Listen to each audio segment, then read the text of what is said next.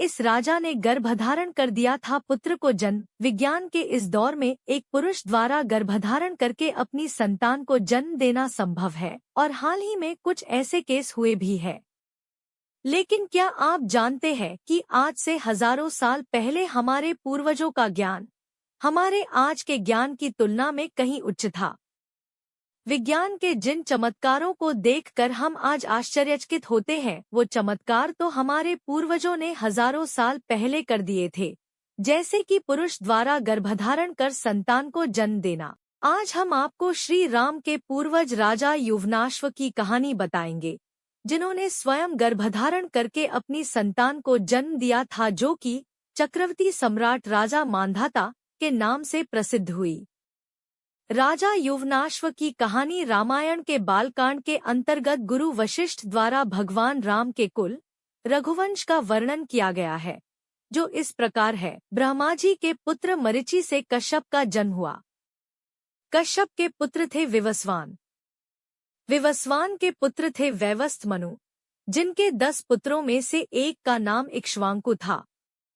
राजा इक्ष्वाकु ने अयोध्या को अपनी राजधानी बनाया और उन्होंने ही इक्ष्वाकु वंश को स्थापित किया। इसी वंश में राजा युवनाश्व का जन्म हुआ, लेकिन उनका कोई पुत्र नहीं था। वंश की उन्नति और पुत्र प्राप्ति की कामना लिए उन्होंने अपना सारा राजपाट त्याग कर वन में जाकर तपस्या करने का निश्चय किया। वन में अपने निवास के दौरान उनकी मुलाकात महर्षि भृगु के वंशज च्यवन ऋषि से हुई।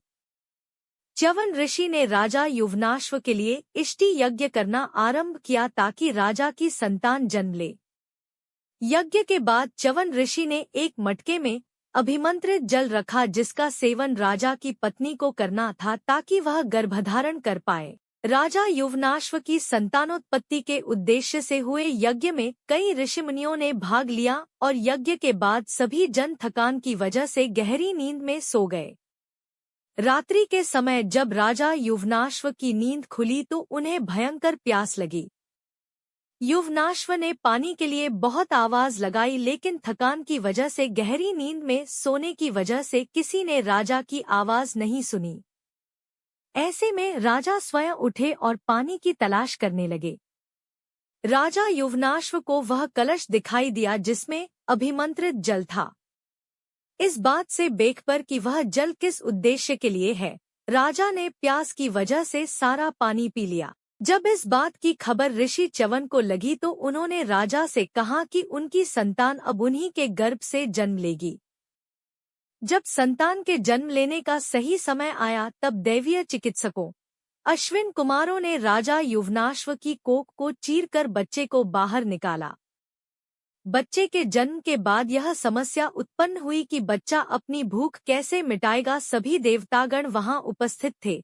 इतने में इंद्रदेव ने उनसे कहा कि वह उस बच्चे के लिए मां की कमी पूरी करेंगे। इंद्र ने अपनी अंगुली शिशु के मुंह में डाली जिसमें से दूध निकल रहा था और कहा, ममधाता, अर्थात मैं इसकी मां हूं। इसी वजह से उस शिशु का नाम ममधाता या मांधाता पड़ा। जैसे ही इंद्रदेव ने शिशु को अपनी अंगुली से दूध पिलाना शुरू किया, वह शिशु 13 बित्ता बढ़ गया। कहते हैं राजा मांधाता से सूर्य उदय से लेकर सूर्यास्त तक के राज्यों पर धर्मानुकूल शासन किया था। इतना ही नहीं, राजा मांधाता ने 100 अश्वमेघ और 100 राजसूय यज्ञ करके 10 योजन लंबे और 1 योजन ऊंचे रोहित नामक सोने के मत्स्य बनवाकर ब्राह्मणों को भी दान दिए थे।